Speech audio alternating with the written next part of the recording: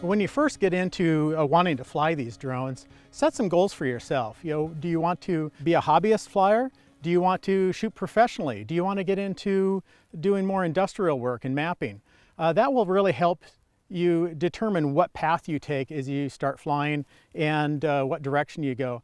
Eric's going to show us what some of these different classifications are and what each of these drones on our table here do. So let's talk about all of these wonderful toys that we have on the table. Let's start from the smallest. So these actually are toys. This is the Blade Nano QX. This is a Hubsan with a camera on it. Now these look like toys and they're actually sold as toys. They're priced, anywhere from $30 to $100, but these actually fly the exact same way that the larger aircraft fly. So this one is actually the one I use at home to practice. So I fly this in my living room and I practice a lot of the same maneuvers that we'll be talking about later on in this video series. If you go up from there, these two here, which look very much like they're homemade, in fact, are homemade. These are do-it-yourself hobby drones. This is a quadcopter made by DJI.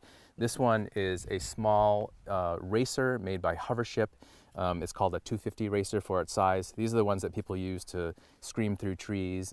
You've probably seen YouTube videos about these. A lot of fun to fly. Now, let's talk about kind of minimum useful.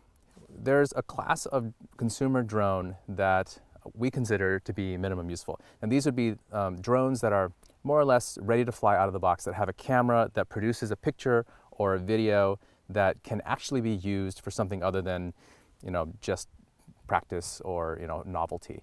And those would really be the Phantom series. So we have two Phantoms here. This is the Phantom 3. This is a Phantom 2 with a GoPro. Now these carry cameras that produce videos, as we mentioned, that are high enough quality to be used in TV production, home movies that actually look good.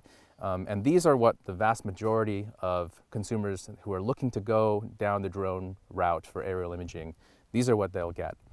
Now if you move a little bit higher up to the prosumer level, this is the DJI Inspire 1.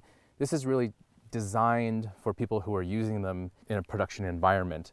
They're also a lot of fun and can be used by advanced hobbyists, but the features that are put into them, like wireless high-definition streaming, dual operator support, these sort of advanced features that are typically found in professional rigs.